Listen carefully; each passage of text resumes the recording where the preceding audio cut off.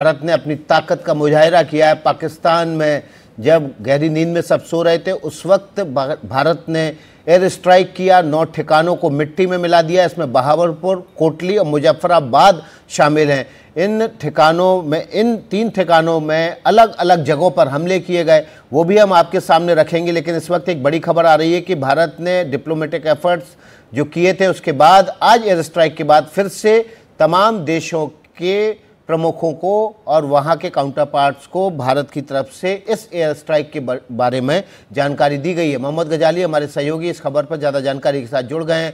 मोहम्मद गजाली, किन किन देशों को अभी तक भारत ने संपर्क करके इस एयर स्ट्राइक के बारे में जानकारी दी है? जी देखिए, यूएस है, अमेरिका है, यूके है, सऊदी अरब है, यूएई है और रशिया है और इसके अलावा भी अलग अलग देश हैं जिनके साथ भारत जो है राजनयिक तौर पर संपर्क बनाए हुए है और बता रहा है कि आज के ऑपरेशन में क्या हुआ। लेकिन जिन देशों का नाम मैं ले रहा हूं उसकी महत्वता बहुत है। यूएस और यूके के साथ आज ही रात या कह लें कि कल रात जो है वो फ्री ट्रेड अग्रीमेंट की बात हो रही थी और उसकी अनाउंसमेंट, उसकी घोषणा खुद प्रधानमंत्री मोदी और वहाँ के प्रधानमंत्री केयर स्टारमर ने की। अमेरिका के साथ कैसे रिश्ते हैं वो भी साफ देखने को मिल रहा है, क्योंकि अजीत डोवल जो हमारे नेशनल सिक्योरिटी एडवाइजर हैं, राष्ट्रीय सुरक्षा सलाहकार हैं, उन्होंने अपने काउंटर पार्ट जो वहाँ के राष्ट्रीय सुरक्षा सलाहकार हैं मार्को रूबियो, उनको भी स्ट्राइक होने के फौरन बाद सारी जानकारी दी है। इसके अलावा 2 अरब देश जो हैं बहुत महत्वपूर्ण हैं और अक्सर माना जाता रहा है कि वो पाकिस्तान के समर्थक है, जिसमें से सऊदी अरेबिया और यूएई है। तो सऊदी अरब और यूएई जैसे देश को भी भारत के जो दूतावास में ऑफिशियल्स हैं या विदेश मंत्रालय के जो लोग हैं उन्होंने वहाँ पर भी बातचीत करके उन देशों को भी बताया है। इसके अलावा रशिया को भी, रूस को भी इसकी जानकारी दी गई है। खास करके पिछले जंगों में ऐसी बात सोची जाती थी कि पाकिस्तान को रूस का समर्थन हासिल है, लेकिन इस बार आज की स्ट्राइक के बाद साफ साफ भारत ने उन सभी देशों को यह सूचित कर दिया है कि आज के ऑपरेशन का मकसद क्या था। और खास करके अगर आप हमारे एम्बेसी जो दूतावास वॉशिंगटन में है उसके बयान को देखें तो उसमें साफ साफ लिखा है कि कैसे भारत ने और क्यों पाकिस्तान में उन सैन्य आतंकी ठिकानों पर हमला किया है। बिल्कुल, हिमांशु हमारे सहयोगी इस खबर पर ताजा अपडेट के साथ जुड़ गए हैं। हिमांशु, क्या अपडेट है आपके पास? देखिए, जो इंडियन एम्बेसी है वॉशिंगटन में, उसने एक बयान जारी किया है और मुझे लगता है कि भारत सरकार ने बहुत सोच समझकर एक रणनीति बनाकर यह हमला किया। एक तरफ मिलिट्री अटैक होता है और दूसरी तरफ जो डिप्लोमेटिक ऑफेंसिव है वो भी भारत ने लॉन्च किया है पाकिस्तान के खिलाफ। और जो बयान जारी किया गया है वॉशिंगटन में इंडियन एम्बेसी द्वारा, उसमें ये कहा गया है कि भारत सरकार ने ये जो अटैक किया है ये नॉन एस्केलेटरी है, यानी इसको किसी को भड़काने की मंशा के साथ ये हमला नहीं किया गया। इसमें आतंकी ठिकानों को निशाना बनाया गया है और इस दौरान न ही किसी इकोनॉमिक इंस्टॉलेशन को, न ही किसी आर्थिक ठिकाने को, न ही किसी सिविलियन ठिकाने को और न ही किसी पाकिस्तानी मिलिट्री के ठिकाने को निशाना बनाया गया है। और राष्ट्रीय सुरक्षा सलाहकार ने अमेरिका के विदेश मंत्री और नेशनल सिक्योरिटी एडवाइजर से बात की है और उनको ब्रीफ भी किया है। मुझे लगता है कि देखिए, बहुत जल्दी जल्दी चीज़ें बदल रही हैं और आपको एक चीज विकास में बस कहना चाहता हूं कि आप सोचिए कि पिछले 24 घंटे में क्या क्या हुआ है। होम सेक्रेटरी एक बैठक करते हैं, लगता है कि भारत ने अभी तैयारी शुरू की है, सिविलियंस को तैयार किया जा रहा है, मॉक ड्रिल होगा, युद्ध शायद आगे चलकर कभी होगा और इसके लिए हम सब पूरे दिन रिपोर्ट करते रहे और एक बहुत ही स्टेल्थ से मुझे लगता है भारत ने संभलने का मौका भी पाकिस्तान को नहीं दिया और शायद उन्हें ये उम्मीद नहीं थी, जिस तरह की प्रतिक्रिया आ रही है कि भारत इस तरह का हमला कर सकता है। और देर रात ये हमला किया गया है, टारगेटेड हमला, और साथ ही जो डिप्लोमेटिक ऑफेंसिव है वो भी बहुत जल्दी भारत ने शुरू कर दिया है। ऐसा लगता है कि भारत ने इसकी तैयारी भी पहले से कर ली थी और जैसा गजाली और उमा बता रहे थे, कई देशों को भारत ने संपर्क किया है और कोशिश पाकिस्तान को अंतर्राष्ट्रीय राजनीति में आइसोलेट करने की भी है। विकास, तो पाकिस्तान पूरी तरह से पहलगाम के आतंकी हमले के बाद आइसोलेट हो भी गया है। मुकेश सेंगर हमारे सहयोगी ग्राउंड जीरो पर श्रीनगर में इस वक्त मौजूद है। मुकेश के पास कुछ ताज़ा अपडेट है। मुकेश, क्या अपडेट है आपके पास? देखिए, अपडेट ये है कि श्रीनगर एयरपोर्ट को बंद कर दिया गया है और यहाँ पर सारे जो ऑपरेशंस हैं फ्लाइट्स के वो बंद कर दिए हैं। केवल डिफेंस के लिए जो एयरपोर्ट है वो खोला गया है। केवल जो एयरफोर्स के लड़ाकू विमान हैं वो केवल यहाँ से उड़ान भर सकेंगे। आम लोगों के लिए या जो प्राइवेट फ्लाइट्स हैं उनके लिए पूरी तरह से एयरपोर्ट को बंद कर दिया गया है। कुछ देर पहले पाकिस्तान की सोशल मीडिया पर यह झूठ फैलाया गया कि पाकिस्तानी सेना ने श्रीनगर एयरपोर्ट को टारगेट किया है, लेकिन अभी मेरी कुछ देर पहले बात हुई है वहां के अधिकारियों अधिकारियों से, वहां किसी तरह का कोई नुकसान नहीं है, झूठ फैलाया जा रहा है। लेकिन सुरक्षा कारणों से फिलहाल जो एयरपोर्ट है उसको बंद कर दिया गया है, क्योंकि ये जो इलाका है ये एलओसी के बिल्कुल पास में है, यहां से एलओसी पास में है, और जो श्रीनगर एयरपोर्ट है वो एक डिफेंस एयरपोर्ट है, इसीलिए फिलहाल इसको बंद कर दिया गया है। सिविल यूज के लिए श्रीनगर का एयरपोर्ट अंजीत बंद कर दिया गया, अब केवल मिलिट्री एयरपोर्ट के तौर पर श्रीनगर एयरपोर्ट का इस्तेमाल होगा। आप कुछ कह रहे थे। और ये सिर्फ सुरक्षा कारणों से हुआ है, लेकिन अब हम सोच रहे थे कि दूसरे देशों की प्रतिक्रिया क्या होगी। तो अमेरिका के सांसद थानेदार ने पाकिस्तान में एयर स्ट्राइक पर कहा है कि भारत के पास खुद की रक्षा का अधिकार है। सुनिए आपको क्या कुछ कहा। India has a right to defend itself, and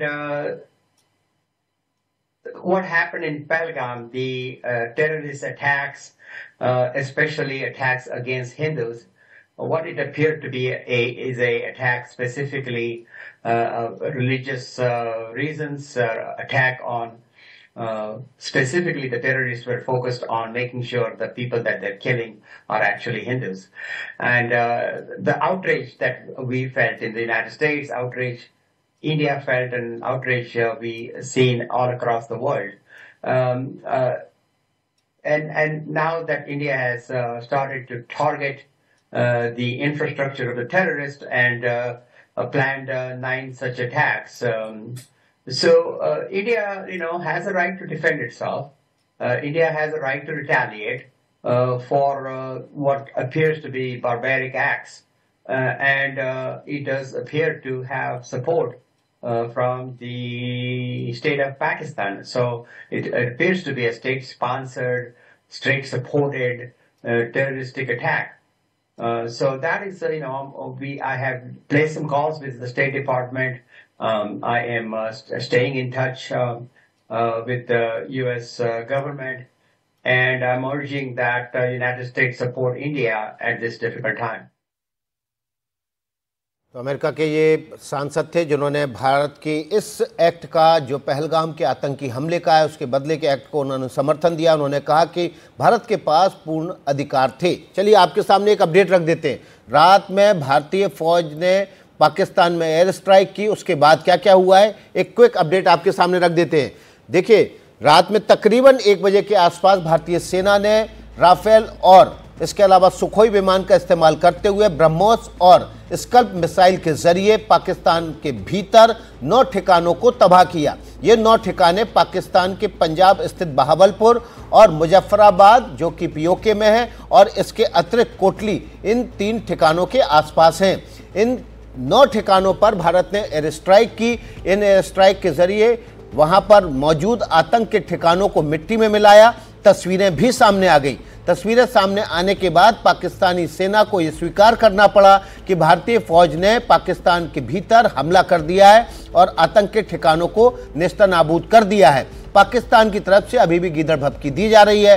Pakistan के प्रधानमंत्री शहबाज शरीफ ने 10 बजे वहां के सिक्योरिटी काउंसिल की बैठक बुलाई है, लेकिन इधर भारत के जो कूटनीतिक प्रयास है वो भी तेज हो गए।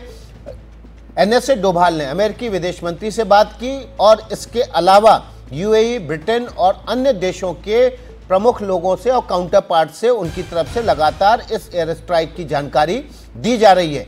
इसके अतिरिक्त अमेरिकी राष्ट्रपति डोनाल्ड ट्रंप का इस बारे में बयान आया है। उन्होंने कहा कि यह दुखद है, लेकिन उनको लगता है कि लंबे समय से चल रहा है इस लड़ाई का अंत शांतिपूर्वक होगा। भारत ने जो ऑपरेशन शुरू किया पाकिस्तान के भीतर आतंक के ठिकानों को मिट्टी में मिलाने का, उसका नाम ऑपरेशन सिंदूर रखा गया है। इसके अलावा क्या क्या कुछ हुआ है ये अंजीत आपको बताएंगे। बिल्कुल, और इसके जैसा विकास जिक्र कर रहे थे कि पूरी अमेरिका को पहले बताया गया और जितने भी ताकतवर देश हैं अमेरिका के साथ, यूएई, सऊदी, ये सारे देशों को जानकारी दी जा रही है।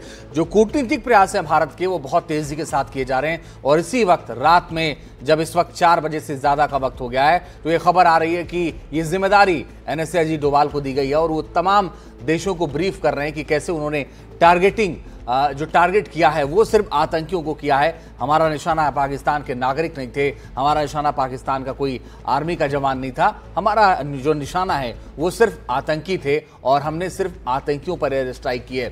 सुबह 10 बजे भारतीय सेना प्रेस कॉन्फ्रेंस करेगी, उसमें ऑपरेशन सिंदूर के बारे में पूरी जानकारी सेना की तरफ से दी जाएगी। लेकिन फिलहाल सेना ने अपना काम कर दिया है, क्योंकि हम इंतजार कर रहे थे कि ये कब कार्रवाई होगी, और वो फिलहाल कार्रवाई हो गई है और कुल 9 ठिकानों पर, 3 जगहों के 9 ठिकानों पर ये पूरी एयर स्ट्राइक हुई, और इसके पहले भी एयर स्ट्राइक हुई थी, लेकिन इस बार राफेल का इस्तेमाल किया गया था। विकास, पहले जो स्ट्राइक हुई थी उसमें राफेल का इस्तेमाल किया गया था क्या?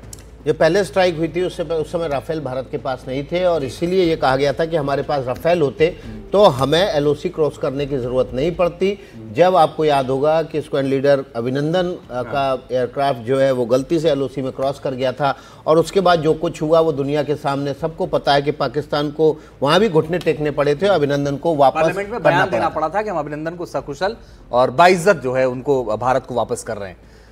इस वक्त जो बड़ी खबर है, श्रीनगर एयरपोर्ट को आम लोगों के लिए बंद कर दिया गया है। सुबह 10 बजे भारतीय सेना प्रेस कॉन्फ्रेंस करके पाकिस्तान के भीतर आतंक के ठिकानों को ऑपरेशन सिंदूर के तहत मिट्टी में मिलाने के बारे में विस्तृत जानकारी देगी। इससे पहले पाकिस्तान की तरफ से भी एक अपडेट आ रहा है। पाकिस्तान ने अपने लाहौर और सियालकोट के एयरपोर्ट बंद कर दिए। पंजाब में और पीओके में इमरजेंसी घोषित कर दी गई है। अगले 48 घंटों के लिए वहां पर पाकिस्तान के पंजाब और पीओके में इमरजेंसी जैसे हालात रहेंगे, और 48 घंटे तक वहां पर एयरपोर्ट की सिविलियन सेवाएं बंद रहेंगी। इधर भारत ने भी एक्शन लिया है। श्रीनगर के एयरपोर्ट को सिविलियंस यूज़ के लिए बंद कर दिया है। वो एक एयर बेस है, और इसी वजह से एयर बेस को पूरी तरह से सेना के इस्तेमाल, वायुसेना के इस्तेमाल के लिए खाली करा लिया गया है, और वहाँ से सिविलियन उड़ान नहीं होंगी। ऑपरेशन सिंदूर के तहत जो अभी तक जानकारी आ रही है, अपुष्ट सूत्रों के मुताबिक 55 आतंकी इस हमले में मारे गए हैं। बड़ी मात्रा में, बड़ी तादाद में घायलों का बहावलपुर के सिविल अस्पताल में पहुंचना जारी है। पाकिस्तान में इस वक्त हड़कंप जैसा माहौल है। भारत की एयर स्ट्राइक के बाद से पाकिस्तान में हड़कंप मचा हुआ है, और 2 प्रांतों में उसने इमरजेंसी घोषित कर दी है। और इस पर बातचीत करने के लिए brigadier retire Vinod Dutta sir जुड़ गए हैं, जो कि सुरक्षा विशेषज्ञ हैं। सर, पहली प्रतिक्रिया इस पूरे मैं आ रहा हूं सर आपके पास। हिमांशु कुछ अपडेट दे रहे हैं। हिमांशु, बताइए जल्दी से, फिर मैं सर के पास जाऊं। जी देखिए, इंडिगो एयरलाइंस ने एक एडवाइजरी जारी की है, और इस एडवाइजरी में कहा गया है कि अभी जो वायु क्षेत्र की स्थिति है उसमें जो बदलाव हुआ है उसकी वजह से विमान सेवाएं कुछ प्रभावित हो सकती हैं। और इंडिगो ने कहा है कि वायु क्षेत्र की स्थिति में बदलाव के कारण श्रीनगर, जम्मू, अमृतसर, लेह, चंडीगढ़ और धर्मशाला के लिए जो उड़ानें चलने वाली थी वो प्रभावित हुई हैं। और एयरलाइंस ने यात्रियों को सलाह दी है कि यात्री हवाई अड्डा पर पहुंचने से पहले अपने उड़ान की स्थिति जांच लें। यानी जो लोग फ्लाई करने वाले थे अगले 24 घंटे में, उनको अपनी फ्लाइट्स के बारे में जानकारी लेकर ही एयरपोर्ट जाना चाहिए। जी ठीक है। विनोद सर, पहली प्रतिक्रिया, और आप भी बताइए आपके पास क्या जानकारी है।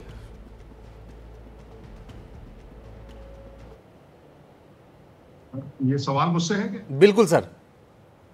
हाँ, देखिए, भारतीय सेना ने जिस तरह से ये स्ट्राइक की है, इसकी तवक्को की जा रही थी, और जिस तरह की प्लानिंग भारत ने की थी वो उसी के मुताबिक किया गया है। दूसरी चीज, भारत ने पहले ही साफ और वाज़ेह कर दिया था कि भारतीय सेना का मेन मकसद है कि जो टेररिस्ट कैंप है या टेररिस्ट ठिकाने हैं उनको नेस्तनाबूद किया जाएगा या उनको टारगेट किया जाएगा। तो भारत ने एक ये मैसेज दिया है पाकिस्तान को कि अब आतंकवाद का हम खात्मा करेंगे, और जहां जहां उनके कैंप है या जहां जहां उनकी जो दहशतगर्दी की लीडरशिप है उसको वो खत्म करने की कोशिश करेंगे। और ये कोई अभी खत्म नहीं हुआ है, अभी ये इल्तिजा है, अभी तो शुरुआत है, इफ्तिदा है जिसे कहते हैं।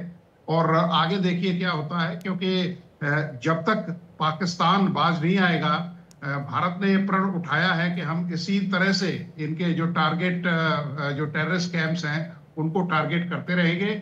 और इसी सीरीज में अभी तो क्योंकि आप देखिए मुरीदके से लेके मंशेरा तक कई इस तरह लॉन्चिंग पैड्स हैं, कई ट्रेनिंग सेंटर्स हैं, उनके कई मरकज हैं, कम्युनिकेशन सेंटर्स हैं, इन सबको टारगेट किया जाएगा। और ये बिल्कुल एक तरह की सर्जिकल स्ट्राइक है जिसको किया है। और इस तरह के और कई ऑपरेशंस जो हमारी एयरफोर्स है या जो हमारी ट्राई सर्विस ऑपरेशंस है उनके द्वारा अंजाम दिया जाएगा, क्योंकि विश्व अब पाकिस्तान से तंग आ चुका है, और आतंकवाद को कंटेन और खत्म करने के लिए ये भारत ने पहला बड़ा कदम उठाया है। बिल्कुल, तो ये भारत ने जो बड़ा कदम उठाया है, 9 ठिकानों को ऑपरेशन सिंदूर के तहत मिट्टी में मिला दिया गया। पहलगाम के आतंकी हमले के बाद भारतीय सेना ने ये कहा था कि हम वक्त आने पर जवाब देंगे। प्रधानमंत्री नरेंद्र मोदी ने जब तीनों चीफ के साथ बैठक की थी उसमें कहा था कि सेनाओं को खुली छूट है, वो समय चुने, स्थान चुने और इसके अलावा वक्त भी चुने कि कब उनको पहलगाम के आतंकी हमले का बदला लेना है। मुकेश सिंह सेंगर हमारे साथ जुड़ गए हैं, श्रीनगर में मौजूद हैं। क्या अपडेट है मुकेश आपके पास? देखिए, एक बड़ी खबर ये आ रही है कि जिन जगहों पर एयर स्ट्राइक हुई है उन जगहों को खुफिया एजेंसियों ने और सेना ने पहले ही आइडेंटिफाइड कर लिया था, यानी कि उनकी पहचान कर ली थी। ये वो ठिकाने हैं जहां पर लश्कर तैयबा और जैसे मोहम्मद के ट्रेनिंग कैंप चलते हैं, जहां पर आतंकी लगातार मीटिंग्स कर रहे थे और यहां पर आतंकियों को ट्रेन करने के बाद LOC पार करके भारत में हमले करने के लिए लगातार भेजा जा रहा था, जिसमें जैश ए मोहम्मद के भी आतंकवादी हैं और लश्कर तैयबा के भी आतंकवादी हैं। तो आतंक के उन ठिकानों को टारगेट किया गया है जिनकी पहचान खुफिया एजेंसियों ने और सेना के जवानों ने पहले से कर ली थी। और जब ये टारगेट फिक्स हो गए थे उसके बाद ही भारतीय वायुसेना ने वहां पर एयर स्ट्राइक की है और बिल्कुल टारगेट फिक्स था कहां पर हमला करना है, कहां पर जैसे मोहम्मद का हेडक्वार्टर है, कहां पर लश्कर तैयबा के ठिकाने हैं, कहां पर आतंकियों के ट्रेनिंग कैंप चल रहे हैं, ठीक वहीं पर हमला किया गया है, यह जानकारी मिली है। और इन जगहों पर पाकिस्तानी सेना की सरपरस्ती में जो लश्कर तैयबा और जैश-ए मोहम्मद के आतंकवादी हैं और जो दूसरे आतंकी संगठन हैं, पाकिस्तानी सेना के सरपरस्ती पर और ISI की मिलीभगत से वहां पर लगातार ऐसे आतंकी तैयार किए जा रहे थे जो कि भारत में सीमा पार करके आते थे और यहां पर बड़े आतंकी हमलों को अंजाम दे रहे थे, जिसमें लश्कर का जो मॉड्यूल है जो पिछले कई महीनों में बड़े आतंकवादी हमले कर चुका है। लश्कर के उन ठिकानों को टारगेट किया गया है जिसका चीफ हाफिज सईद है। ये वो ठिकाने भी हैं जहां कुछ दिन पहले POK में हमास, लश्कर और जैसे मोहम्मद के आतंकवादियों की मीटिंग हुई थी। एक मीटिंग 5 फरवरी को हुई थी और दूसरी मीटिंग पहलगाम हमले के ठीक 3 दिन पहले 19 अप्रैल को हुई थी। तो भारतीय वायुसेना ने उन ठिकानों को टारगेट किया है जहां पर ये आतंकी जो ट्रेनिंग सेंटर थे या आतंकियों के ठिकाने थे उनको पूरी तरह से निस्तेनाबूद कर दिया है, ये भी जानकारी मिली है। हालांकि वहां पर कितने लोग मारे गए हैं इसको लेकर अभी कुछ साफ नहीं है। भारतीय सेना सुबह 10 बजे एक प्रेस कॉन्फ्रेंस करने वाली है, उसमें इस ऑपरेशन के बारे में, जो ऑपरेशन सिंदूर है उसके बारे में डिटेल जानकारी मिलेगी। लेकिन अभी मुझे जानकारी मिल रही है कि जो LOC का इलाका है जिसमें पुंछ है, राजौरी है, उरी है, कुपवाड़ा है, यहां पर पाकिस्तान की तरफ से लगातार फायरिंग की जा रही है, जिसका माकूल जवाब भारतीय सेना दे रही है। और वहां पर जो गांव के लोग हैं उनकी तरफ से मुझे फोन आए हैं कि लगातार जो फायरिंग की आवाज़ है, जो शेलिंग है, वो लगातार वहां पर हो रही है और भारतीय सेना लगातार इस जवाब दे रही है। अब तक किसी के भी घायल होने की वहां पर खबर नहीं है। लगातार दोनों तरफ से जो फायरिंग है, छोटे हथियारों से, मोर्टार से ये फायरिंग चल रही है, वो जारी है। तो भारतीय सेना ने उन ठिकानों को टारगेट किया है जहां पर आतंक के जो ठिकाने थे, जो आतंक के कैंप चल रहे थे, जो पाकिस्तानी सेना की सरपरस्ती में और ISI जो पाकिस्तानी खुफिया एजेंसी है उसकी सरपरस्ती में चल रहे थे। सबसे अहम बात यह है कि जिस आतंकी ने पहलगाम हमले को अंजाम दिया वो पाकिस्तान सेना में पैरा कमांडो रहा है, स्पेशल सर्विस ग्रुप, जो अपनी बर्बरता के लिए पूरी दुनिया में कुख्यात है। ये उस ग्रुप में था और बाद में इसने लश्कर तैयबा ज्वाइन किया हाशिम मूसा ने, और फिर इसके बाद इसने एक के बाद एक घाटी में कई बड़े आतंकी हमलों को अंजाम दिया है।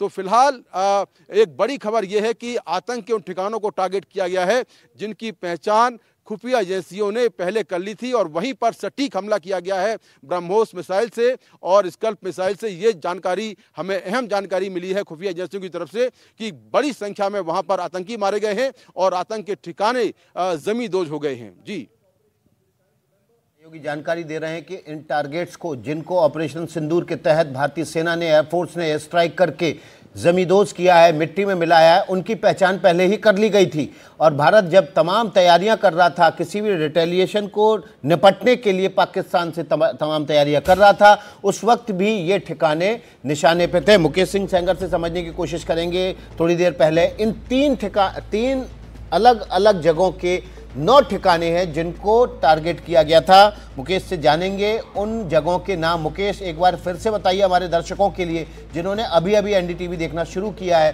कि कौन से ऐसे बहावलपुर, कोटली और मुजफ्फराबाद के ठिकाने हैं जहां पर एयर स्ट्राइक करके भारत ने इन आतंक के ठिकानों को मिट्टी में मिलाया है। देखिए, जो जानकारी मिली है वो बहावलपुर एक ठिकाना है जहां पर जैश ए मोहम्मद का हेडक्वार्टर था। इसके अलावा मुरीद के है, मुजफ्फराबाद है, कोटली है, सियालकोट है, ये तमाम जो ठिकाने हैं पीओके में, वहाँ पर भारतीय वायुसेना ने ज़बरदस्त हमला किया है। 9 जगहों पर एयर स्ट्राइक किया है जिसमें बड़ी संख्या में जो आतंकी हैं वो मारे गए हैं और आतंक के ठिकाने जो हैं वो निस्ता नाबूद हुए हैं, ये भी जानकारी मिली है। और इसकी धमक हम साफ तौर पर दे सकते हैं, जिस तरह से पाकिस्तान के जो टीवी चैनल्स हैं वहाँ पर जो इसके विजुअल्स आ रहे हैं कि किस तरह से आग की लपटें वहाँ पर दिखाई दे रही हैं और किस तरह से घायलों को वहाँ पर ले जाया जा रहा है। तो कितने लोग मारे गए हैं इसको लेकर अभी एग्जैक्ट डेटा नहीं आया है, वो जानकारी कुछ देर में मिल जाएगी। लेकिन बड़े पैमाने पर वहाँ पर नुकसान हुआ है, आतंक के ठिकानों पर चोट पहुँची है, आतंकी वहाँ पर मारे गए हैं। और ख़ास तौर से जो पाकिस्तान के 2 प्रमुख आतंकी संगठन है लश्कर-ए-तैयबा और जैश-ए-मोहम्मद, इनके ठिकानों पर जो है हमला हुआ है। और यही 2 संगठन जो हैं वो लगातार पिछले कई दशकों से भारत में बड़े बड़े आतंकी हमले करवा रहे हैं, खासतौर से कश्मीर में, घाटी में, और केवल यही नहीं बल्कि पूरे देश में बड़े बड़े आतंकवादी हमले करवाए हैं। चाहे वो 26/11 का मुंबई हमला हो, चाहे दिल्ली में सीरियल बम ब्लास्ट हो, या फिर जम्मू कश्मीर में लगातार हो रहे आतंकवादी हमले हों। अभी कुछ अक्टूबर 2024 में बूटा पथरी में हमला हुआ जिसमें 4 लोग मारे गए थे।